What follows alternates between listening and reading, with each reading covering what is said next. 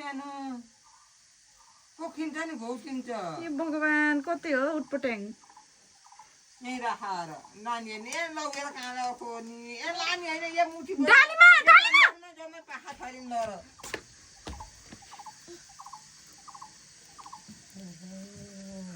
अब कता फ्याँक्ने त आशिष आशिष हातमा बजाउनु पर्यो पिटौँ पिट्ने हो